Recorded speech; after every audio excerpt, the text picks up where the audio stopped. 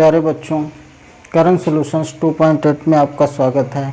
मैं हूं संदीप श्रीवास्तव और इस समय जो टॉपिक चल रहा था काफ़ी दिन हो गए बीच में, उसके लिए क्षमा प्रार्थी हूं। अनसॉल्व्ड सॉल्यूशन करा रहे थे तो हाई स्कूल का हमारा 2019 का पहला सेट चल रहा था जिसका कोड बीजे है, जिसमें हमने खंड का आपको कराया था फिजिक्स का जो पार्ट होता है भौतिक विज्ञान का। अगर आपने उसको किसी बाई चांस ना देखा हो तो आप जा कर के हमारी प्लेलिस्ट पर उसको देख सकते हैं। हम यहाँ पे सिर्फ अनसॉल्व्ड हल नहीं करा रहे हैं बल्कि सॉल्यूशन दे रहे हैं इसका विद कॉन्सेप्ट। कोई भी चीज़ अगर ऐसी होती है तो क्यों होती है ये भी मैं आपको बता रहा हूँ साथ ही साथ में। ठीक है, तो आगे बढ़ते हैं खंड खा में रसायन विज्ञान में। तो प्रश्न नंबर 5 है, इसका का खंड है। देखिए जो प्रश्न नंबर 5 होगा, पहले जो 3 क्वेश्चंस होते हैं चाहे वो फिजिक्स में हो खंड का में, या केमिस्ट्री में हो खंड खा में, या फिर बायो में हो, वो ऑप्शनल क्वेश्चन होते हैं, बहुविकल्पीय प्रश्न पूछे जाते हैं। तो उनको मैं आपको बता रहा हूँ। 5वें का पहला रसायन विज्ञान का जो पहला क्वेश्चन है, आपकी स्क्रीन पर आपको क्वेश्चंस मिलेंगे और देखिएगा आप कि क्षारक के साथ हल्दी का रंग होता है। क्षारक के साथ, किसी भी क्षारक के साथ, बेस के साथ हल्दी का जो रंग होता है वो कैसा होता है? पहला ऑप्शन है पीला, दूसरा नारंगी, तीसरा भूरा लाल और चौथा अपरिवर्तित रहता है। तो देखिए हल्दी क्या है? हल्दी एक सूचक है, इंडिकेटर, प्राकृतिक सूचक। सूचक जब पढ़ोगे आप तब आपको पता चलेगा। सिलेबस में जब हम पढ़ा रहे थे तो उस समय बताया था, सूचक जो होते हैं वो अम्लीयता किसी भी विलयन की या क्षारीयता की सूचना देते हैं कि विलयन अम्ल है या कि क्षार है, उसकी पीएच वैल्यू के साथ में। तो जो हल्दी है वो जब भी मिलती है किसी भी क्षारक के साथ में तो वो कैसा हो जाता है? लाल भूरा हो जाता है। तो इसका तीसरा जो ऑप्शन है भूरा लाल, वो बिल्कुल सही है। अगर आपको विश्वास न हो तो थोड़ी सी हल्दी लीजिए पिसी हुई, पानी डालिए और थोड़ा सा निरमा ले लीजिए वॉशिंग पाउडर, उसको डाल दीजिए और हिलाइए, देखिए उसका कलर जो है वो लाल भूरा हो जाएगा। तो मेरी समझ में इस क्वेश्चन में कोई प्रॉब्लम आपको नहीं आएगी अगर ऐसा आता है। 1 नंबर का क्वेश्चन है कि क्षारक के साथ हल्दी का रंग लाल भूरा होता है। तो इसका दूसरा खंड की तरफ बढ़ते हैं कि अम्लीय वर्षा के जल का संभावित पीएच मान है। 4 ऑप्शन है, 5.2, दूसरा 6.2, 7.2 एंड 8.2। तो इसका सही उत्तर है पहला 5.2।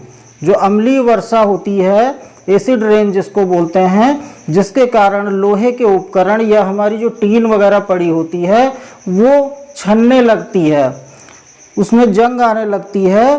तो ये एसिड रेन के कारण होता है, जिसको हिंदी में अम्लीय वर्षा कहा जाता है।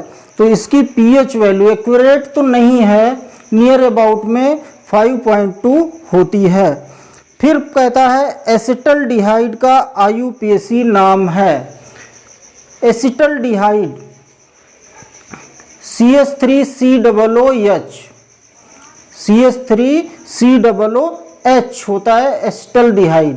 अब देखिए जरा बोर्ड की तरफ ध्यान दीजिएगा, CH3CHO, ये सूत्र होता है CH3CHO एसिटल्डिहाइड। तो देखिए ये फंक्शनल ग्रुप हैं, ये एल्किल मूलक हैं, ये है एल्किल मूलक और ये है क्रियात्मक समूह।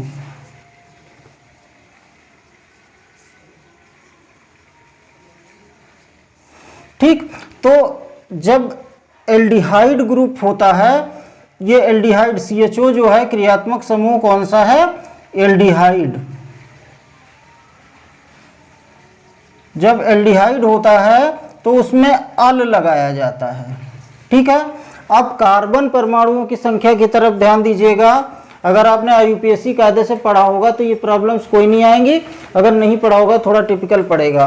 1 और 2 कार्बन परमाणु है 2, तो 1 होता है तो मैथ 2, तो S 3 prop, 4 ब्यूट, 5 paint, 6 hex, 7 hept, 8 oct, 9 known और 10 तो डेक, ये चलता है।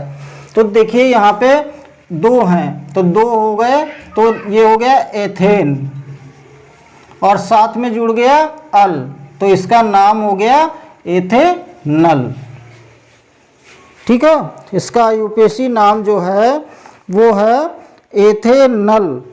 4 ऑप्शन दिए थे, एथेनॉल, एथेनल, मेथनल, प्रोपेनॉल, तो दूसरा ऑप्शन इसका सही है एथेनल। ठीक है, तो इस तरीके से IUPAC जो हो गया इसका, और 5वें प्रश्न के तीनों खंड जो कि 1-1 नंबर के थे वो कंप्लीट हो गए हैं।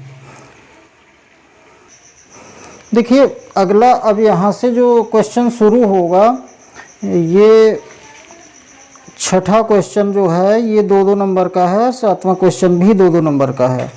तो पहला क्वेश्चन है साबुन की सफाई प्रक्रिया साबुन की सफाई प्रक्रिया को मिशेल अवधारणा के आधार पर समझाइए। साबुन की सफाई प्रक्रिया को मिशेल अवधारणा के आधार पर समझाइए। तो सबसे पहले हमें ये भी देखना है कि बहुत बड़ा ना हो जाए क्योंकि 2 नंबर का है, तो मिशेल जान लें हम कि मिशेल क्या होता है। भाई जब मिशेल जानेंगे तभी तो मिशेल अवधारणा बताएंगे, जब तक हमें यही नहीं पता होगा कि मिशेल है क्या तो नहीं हम मिशेल अवधारणा को समझा पाएंगे। देखिए जब हम साबुन को, या वॉशिंग पाउडर जो होता है साबुन का ही चूरा होता है, साबुन को जब जल में घोलते हैं तो उसमें 2 तरह के भाग इसके होते हैं। एक तो सोडियम या पोटेशियम आयन, यहाँ पर Na+ हो सकता है या K+ हो सकता है, सोडियम या पोटेशियम आयन, और दूसरे ये जो टेढ़े मेढ़े से दिख रहे हैं ये हाइड्रोकार्बन श्रृंखला है। 2 तरह के भाग बन जाते हैं। अब जो मैल होता है कपड़े के अंदर वो तेल के रूप में होता है।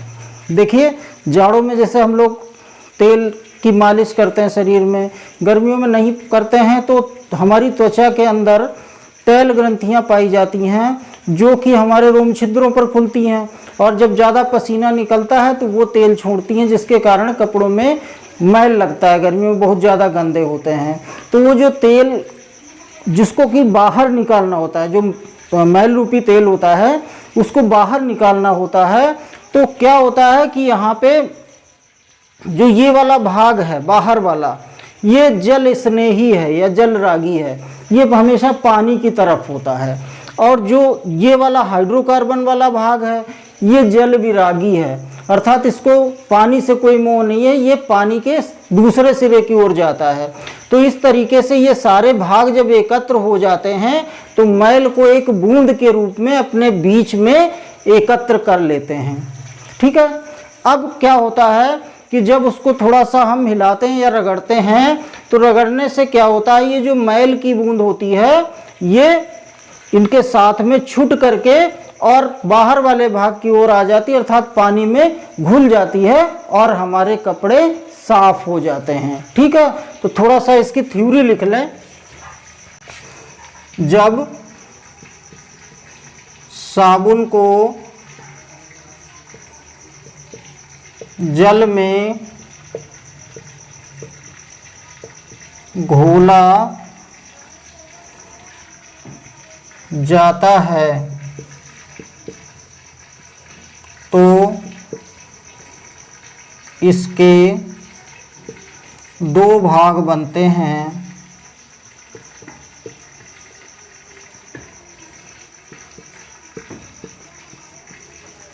पहला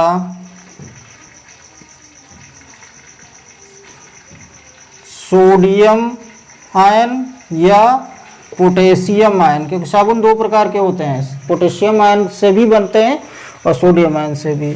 दूसरा हाइड्रोकार्बन श्रृंखला,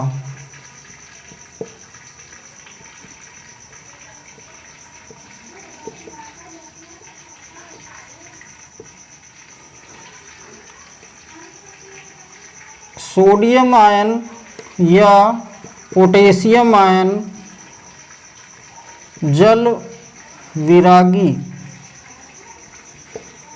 तथा हाइड्रोकार्बन श्रृंखला जो होती है वो जल रागी होती है।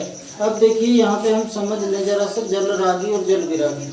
जल रागी या जल स्नेही का मतलब है जो पानी की तरफ ज़्यादा खींचे, जल विरागी का मतलब है जो पानी से दूर भागे।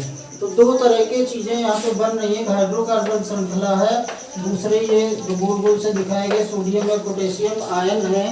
तो ये क्या है, ये जो है जल स्नेही है, बाहर पानी की तरफ भागते हैं, और ये वाला जो भाग है ये अंदर तेल की तरफ भागता है और उस तेल को अपने अंदर ग्रहण कर लेता है जो कि मैल के रूप में होता है, और उसको बूंद के रूप में एकत्र कर देता है और वह बूंद जल में घुलकर बाहर निकल जाती है और हमारे कपड़े साफ हो जाते हैं। तो ये देखिए 2 नंबर में था, मगर आपको कम से कम इतना जरूर लिखना पड़ेगा। साथ में ये बड़ा आसान सा एक डायग्राम है जो बनाना आपको पड़ेगा।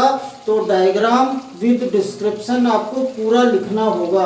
अगर आप पूरा नहीं लिखेंगे तो उसमें नंबर कट सकते हैं। तो आप लोग इसका स्क्रीनशॉट लीजिए, फिर आगे बढ़ा जाए। तो ये छठे क्वेश्चन का खंड खा है। क्वेश्चन है प्लास्टर ऑफ पेरिस बनाने की एक विधि एवं एक उपयोग को आवश्यक रासायनिक समीकरण देते हुए समझाइए। 2 नंबर में क्वेश्चन है, देखिएगा। प्लास्टर ऑफ पेरिस जिसको कि हम पीओपी बोलते हैं शॉर्ट फॉर्म में, तो इसको जिप्सम से प्राप्त किया जाता है। जिप्सम जिसको हम केमिकल नेम में बोलते हैं कैल्शियम सल्फेट डाईहाइड्रेट, ठीक है। और जो पीओपी है प्लास्टर ऑफ पेरिस उसको बोलते हैं कैल्शियम सल्फेट हेमीहाइड्रेट। ये डाईहाइड्रेट है, वो हेमीहाइड्रेट है। अब देखिए इसको कैसे बनाते हैं कि जिप्सम को 120 डिग्री ताप पर जब गर्म करके निर्जलीकृत कर दिया जाता है, अर्थात उसमें से जल बिल्कुल गायब कर दिया जाता है, तो प्लास्टर ऑफ पेरिस का निर्माण होता है। तो विधि देख लीजिए, CaSO4 × 2H2O ये जिप्सम का सूत्र होता है। 120 डिग्री सेल्सियस पर इसको गर्म कर दिया गया। CaSO4 × ½ H2O ये प्लास्टर ऑफ पेरिस का सूत्र है, ये बन जाता है और 3/2 अणु बनते हैं जल के, ठीक है। तो ये इसकी रासायनिक अभिक्रिया हो गई, समीकरण हो गया, ऊपर की थ्योरी हो गई। और उपयोग है हड्डियों को जोड़ने में। जो प्लास्टर चढ़ाया जाता है जब हड्डियां टूट जाती हैं तो यही प्लास्टर ऑफ पेरिस चढ़ाया जाता है। इसके अलावा और भी उपयोग होते हैं, जैसे मूर्तियां और सजावट के सामान बनाने में इसका उपयोग किया जाता है, या फिर दीवारों में जब कोई छिद्र होते हैं जैसे कील वगैरह ठोकने से, तो जब उनको मेंटेन किया जाता है तो उस समय पीओपी उसमें घोल कर पानी में या किसी चीज़ में और वो गड्ढे भर दिए जाते हैं। तो ये उपयोग होते हैं इनके। एक उपयोग पूछ रहा था, तो इसका एक उपयोग है हड्डियों को जोड़ने में। एक बार फिर से रिव्यू करते हैं कि प्लास्टर ऑफ पेरिस का निर्माण जिप्सम से किया जाता है। जब जिप्सम को 120 डिग्री सेल्सियस ताप पर गर्म करके निर्जलीकृत किया जाता है तो प्लास्टर ऑफ पेरिस प्राप्त होता है। ये इसका रिएक्शन हो गया। CaSO4 × 2H2O गर्म किया गया 120 डिग्री सेल्सियस पर, CaSO4 ½ H2O यानी कि पेरिस ऑफ प्लास्टर प्राप्त हुआ, और 3/2 H2O 3/2 जल के अणु प्राप्त हुए। उपयोग क्या है? हड्डियों को जोड़ने में। बहुत ही अच्छा क्वेश्चन है, स्क्रीनशॉट लीजिए। अगले क्वेश्चन की ओर बढ़ते हैं। तो गा खंड देखिए छठे का, आघात वर्धनीयता तथा तन्यता को समझाते हुए लिखिए कि यह किस प्रकार के तत्वों का गुण है। देखिए आपने जब धातु पढ़ा होगा तो सारी चीज़ें आपको बताई गई थी कि धातुओं में 2 विशेष प्रकार के गुण पाए जाते हैं जो अधातुओं में नहीं पाए जाते। ये गुण, पहला है आघात वर्धनीयता और दूसरा है तन्यता। आघात वर्धनीयता मतलब किसी चीज़ पर आघात करने से वो बढ़े, वर्धनीयता मतलब बढ़े। तो जैसे लोहे को पीट पीट के जो लोहार लोग होते हैं उससे उपकरण खेती के बना देते हैं। या फिर उसको मशीनों से प्रेस किया जाता है तो चादर बन जाती है, जो टीन वगैरह डाली जाती हैं वो चादरें बनाई जाती हैं। तो ये गुण जो होता है ये आघात वर्धनीयता है। ठीक है, कि जब किसी धातु को पीटकर या दबाकर उसके क्षेत्रफल को बढ़ाया जाता है तो इस गुण को आघात वर्धनीयता कहते हैं, और इन्हीं के द्वारा टीन की चादरों का निर्माण किया जाता है। ठीक है, तन्यता का मतलब तार खींचना। तो किसी धातु से तार खींचने की जो प्रक्रिया होती है वो तन्यता कहलाती है। इसी के द्वारा तार बनाए जाते हैं धातुओं के, जैसे कॉपर के बनाए गए, एल्युमिनियम के बनाए गए, लोहे के बनाए गए। तो आगे पूछता है कि ये किस प्रकार के तत्वों के गुण हैं। तो ये दोनों गुण जो हैं वो धातुओं के गुण हैं, धातुओं के गुण हैं। तो ठीक है, तो इस प्रकार से छठा सवाल आपका संपन्न होता है। तीनों खंड हो गए, का, खा, गा। इसका स्क्रीनशॉट लीजिए और आगे बढ़ते हैं 7वें सवाल की ओर। हाँ, तो 7वां क्वेश्चन है इसका का खंड। अभी 2 नंबर के ही क्वेश्चन चल रहे हैं, 2 नंबर वाले, कि जिंक धातु के सल्फाइड अयस्क से धातु निष्कर्षण का रासायनिक समीकरण देते हुए वर्णन कीजिए। सल्फाइड अयस्क जिंक का, यानी कि जिंक सल्फाइड, इससे शुद्ध जिंक कैसे प्राप्त करेंगे ये हमें बताना है और उसका रासायनिक समीकरण भी देना है। तो सबसे पहले क्या करते हैं, देखिए सल्फाइड अयस्क है तो मुख्य रूप से इसमें सल्फर की अशुद्धियां होंगी। तो पहले हम सल्फर की अशुद्धियों को दूर करें और उसके बाद अगर कुछ बचता है तो उसको दूर करें। तो क्या किया जाता है कि जब जिंक सल्फाइड को वायु की उपस्थिति में गर्म किया जाता है तो वायु में ऑक्सीजन जो होती है वो जलने में सहायता करती है किसी भी चीज़ की। तो ऑक्सीजन के साथ अभिक्रिया होती है और जिंक ऑक्साइड बनता है, और सल्फर की जो अशुद्धियाँ होती हैं वो सल्फर डाइऑक्साइड अर्थात SO2 के रूप में बाहर निकल जाती हैं। ये रिएक्शन दी गई है, 2 अणु भाग लेते हैं जिंक सल्फाइड के और 3 अणु ऑक्सीजन के। हीट होता है, गर्म किया जाता है, जिंक ऑक्साइड बनता है। 2 अणु जिंक ऑक्साइड के बनते हैं और 2 अणु सल्फर डाइऑक्साइड के बनते हैं। देखिए 2 स्टेप में हो रही है अभिक्रिया। पहला स्टेप जो है उसमें जिंक सल्फाइड को ऑक्सीजन के साथ क्रिया कराई जाती है गर्म करने पर, तो जिंक ऑक्साइड बनता है, सल्फर डाइऑक्साइड की अशुद्धियाँ बाहर निकल जाती हैं। दूसरे स्टेप में थोड़ा सा कोक मिलाया जाता है जिंक ऑक्साइड के साथ। इससे तो हमें कोई मतलब नहीं, ये बाहर निकल गया। ये जो बचा जिंक ऑक्साइड, इसमें थोड़ा सा कोक का मतलब कार्बन ही होता है, वो मिला के गर्म कर दिया जाता है तो जिंक अलग हो जाती है और जो ऑक्सीजन की अशुद्धियाँ अंदर होती हैं बुलबुलों के रूप में जो निकलने लगती हैं वो कार्बन मोनोऑक्साइड के रूप में बाहर निकल जाती हैं। तो बड़ा अच्छा सा क्वेश्चन था, हमने इसकी डिस्क्रिप्शन लिख दिया अलग अलग और दोनों रिएक्शन लिख दिए, इनका स्क्रीनशॉट लीजिए और खंड खा की ओर बढ़ेंगे अब हम।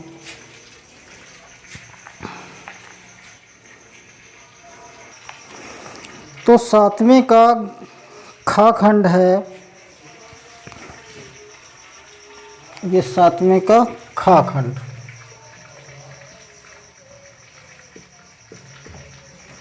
उदाहरण देते हुए समझाइए कि संक्षारण क्या है और इससे सुरक्षा के उपायों को लिखिए। तो संक्षारण का मतलब होता है किसी भी धातु का संक्षारण हो जाना, अर्थात उसका कमज़ोर पड़ जाना या नष्ट हो जाना धीरे धीरे करके। जब हम किसी भी खासकर लोहे की बनी उपकरण जैसे कृषि यंत्र वगैरह होते हैं बाहर छोड़ देते हैं, जिनमें नमी और वायु के कारण उनके ऊपर एक भूरी सी परत जमने लगती है और धीरे धीरे, जिसको हम जंग लगना बोलते हैं, धीरे धीरे वो धातु संक्षारित हो जाती है, गल जाती है और नष्ट हो जाती है। तो इसी को हम संक्षारण बोलते हैं। तो इनकी हमने परिभाषा इसकी लिख रखी है। जब कोई धातु नमी तथा वायु के संपर्क में अधिक दिनों तक रहती है तो उस धातु का ऑक्साइड उसके ऊपर एक परत जमा लेता है। लोहा होगा तो लोहे का ऑक्साइड, एल्युमिनियम होगा एल्युमिनियम का ऑक्साइड, कॉपर होगा कॉपर का ऑक्साइड, जो भी धातु होगी उसका ऑक्साइड यानी ऑक्सीजन के साथ क्रिया करके उसके ऊपर एक परत बना देता है, जिसे धातुओं का संक्षारण या जंग लगना कहते हैं। जैसे सोने या तांबे के ऊपर हरे रंग का परत का जमना लोहे के ऊपर भूरे रंग की परत का जमना, चांदी के ऊपर काले रंग की परत का जमना, एल्युमिनियम के ऊपर सफ़ेद रंग की परत का जमना, ये सारे जो हैं वो संक्षारण हैं धातु के।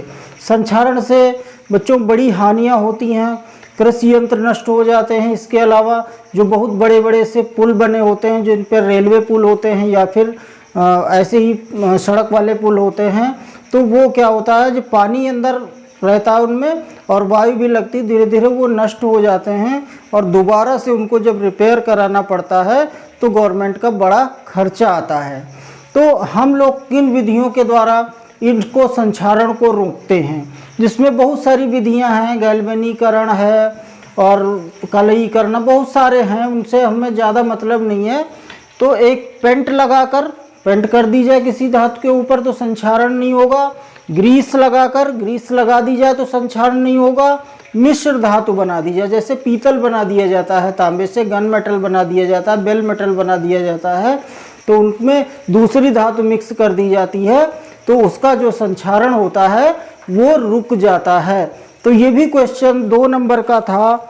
इसके बाद केमिस्ट्री में एक क्वेश्चन बचेगा, मतलब 2 क्वेश्चन दिए होंगे अथवा में, जिसमें से एक करना होता है और ये 7-7 नंबर के क्वेश्चन होंगे।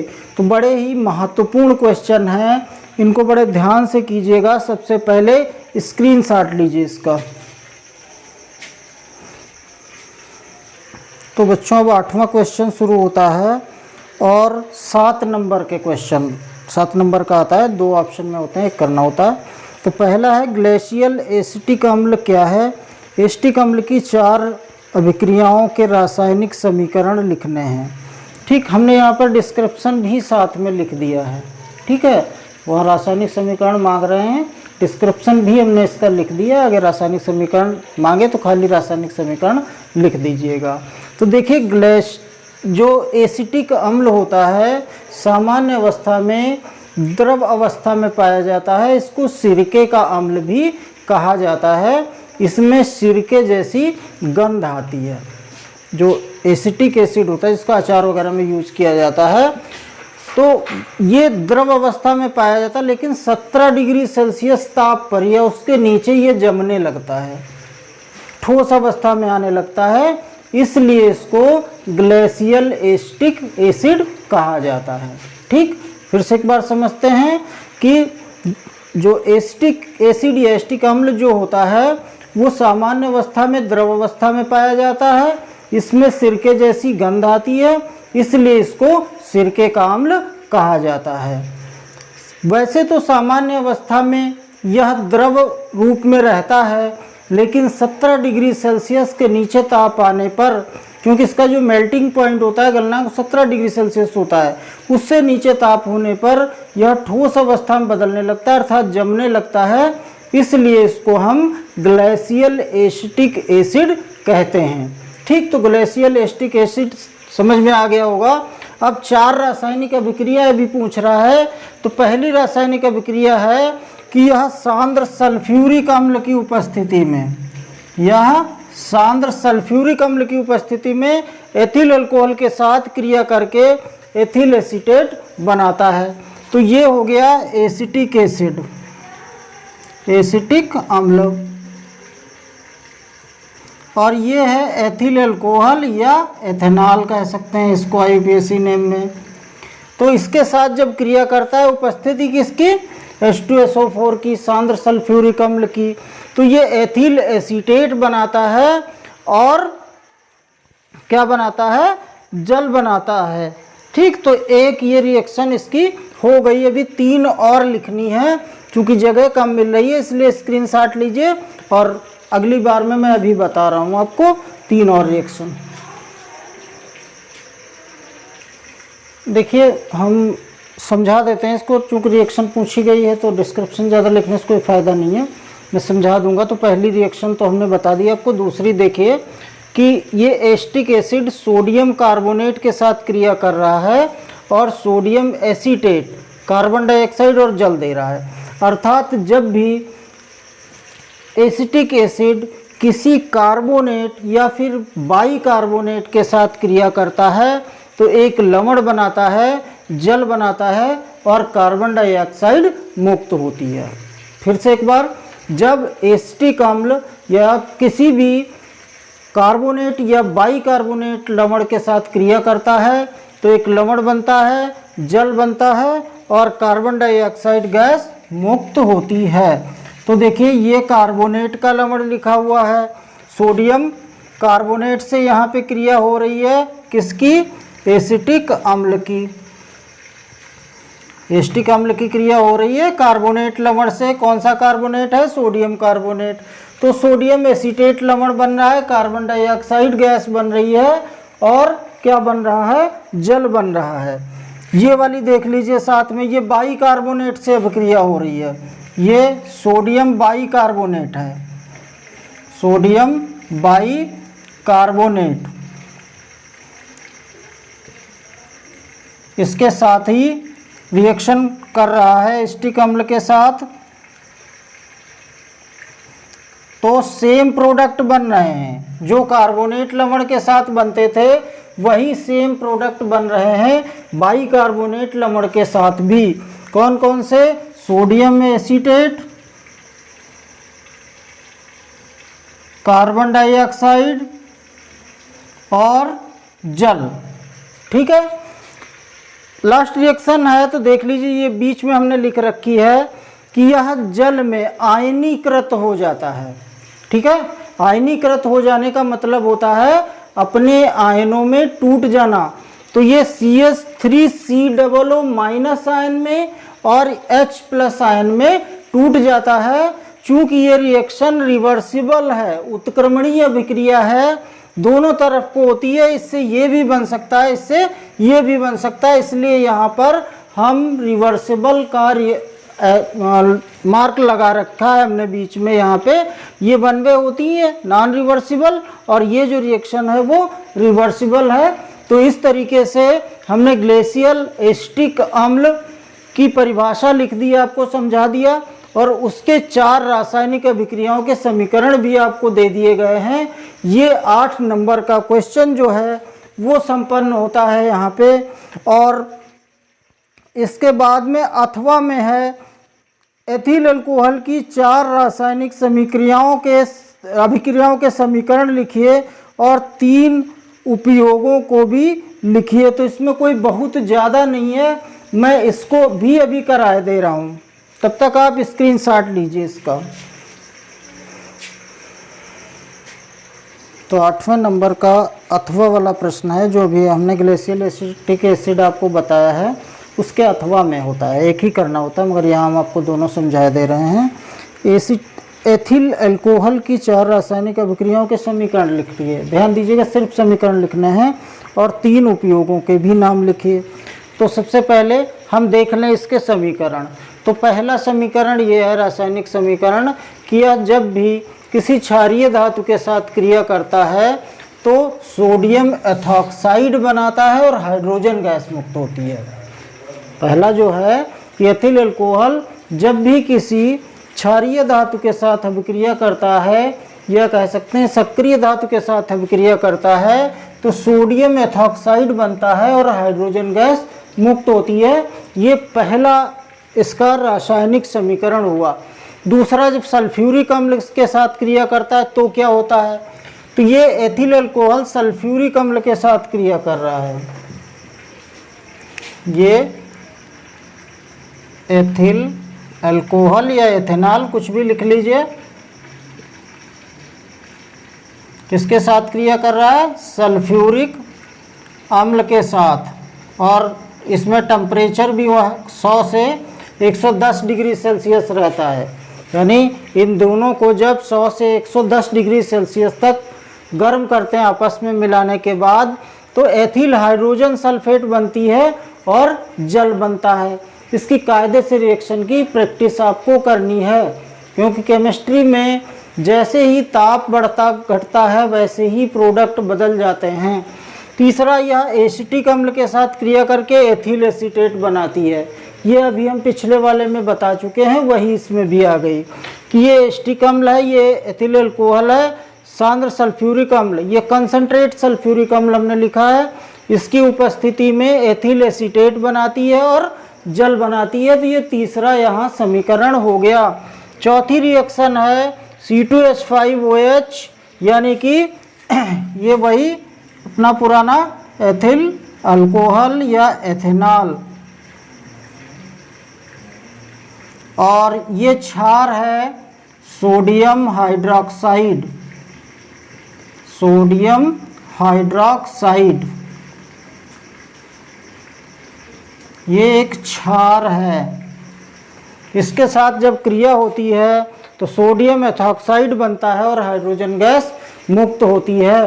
बड़ा ध्यान से पढ़िएगा, ये 7 नंबर का क्वेश्चन है। तो 4 रासायनिक अभिक्रिया हो गई। अब इनके 3 उपयोग भी पूछ रहा है, तो इसका स्क्रीनशॉट ले लीजिए, जगह बची नहीं है। फिर इसके 3 उपयोग मैं बता देता हूँ और उसके बाद समापन करता हूँ इसका, नहीं तो इधर ही बता देता हूँ, उपयोग इसके इधर ही बता दिए जाए तो ज़्यादा समय नहीं लगेगा। नंबर 1, मादक पेय पदार्थों में,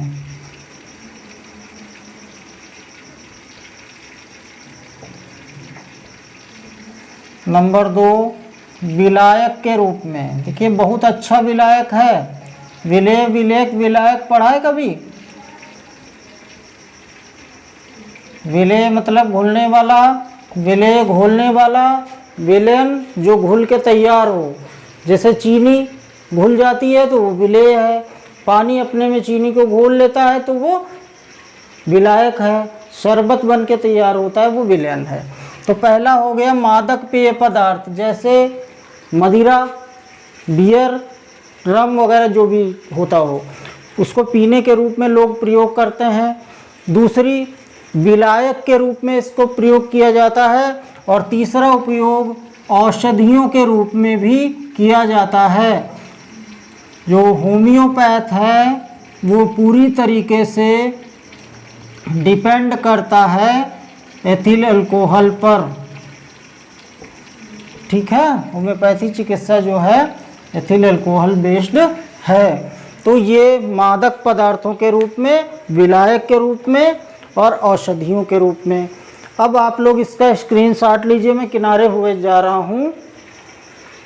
और इस तरीके से ये जो अनसॉल्व्ड सॉल्यूशन का पार्ट चल रहा था, पहले पार्ट में हमने आपको फिजिक्स बताई थी, उसके बाद में ये दूसरे पार्ट में केमिस्ट्री पूरी हो गई। अब तीसरा पार्ट भी एक आध दिन में आ जाएगा, जिसमें आपको बायो का भी पोर्शन विद कॉन्सेप्ट में समझाऊंगा। तब तक आप लोग मेहनत से पढ़ते रहिए, पेपर कभी भी हो, इनसे कुछ भी नहीं लेना देना है, बस आपको ध्यान से मन लगा के पढ़ना है। और ध्यान रखना है, keep social distancing, wash your hands, use mask and use sanitiser and stay safe. इन्हीं शब्दों के साथ दोस्तों आज का ये क्लास जो है ये आज की संपन्न होती है। अगली क्लास में बहुत जल्दी मिलते हैं, तब तक के लिए धन्यवाद।